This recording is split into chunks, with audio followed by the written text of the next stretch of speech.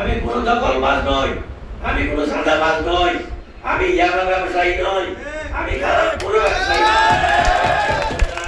কোনো মানুষের কথা শুনতে হবে না। অনেকে অনেক কথা বলবে, আমি সেদিকে কান দিচ্ছি না। ইলেকশনের আগে একটা বলছিল যে মনে নেই আমি 100 কোটি টাকা কামাই দিয়েছি কোথায়, এগুলি ইলেকশনে খুব কম পাওয়ার জন্য ক্যাম্পাসের কথা ছিল। এখন আর এগুলি বলে কোনো লাভ হবে না, এখন এগুলি বলে লাভ হবে না। আপনারা আমাকে চিনেন তো, আমাকে চিনেন, আমি খারাপের মধ্যে নাই এবং আপনারাও খারাপে যান সেটা আমি চাই না। খারাপ থেকে আমি ভালো করার জন্য আমি আমার সৃষ্টি হয়েছে, আমার জন্ম, আমি এমপি হয়েছি, আমি মানুষকে ক্ষতি করার জন্য না। ওরা মানুষকে ক্ষতি করে নাই, আমি ভবিষ্যতেও করবো না ইনশাআল্লাহ তাআলা। প্রত্যেকটা জায়গায় প্রতিটি মানুষ যাতে শান্তিতে থাকতে পারে, প্রতিটি মানুষ যাতে দুমুঠ ভাত খেয়ে আল্লাহকে ডাকতে পারে, সেই ব্যবস্থা সেই পরিবেশ করার জন্যই আমি শাহজাহান চৌধুরী।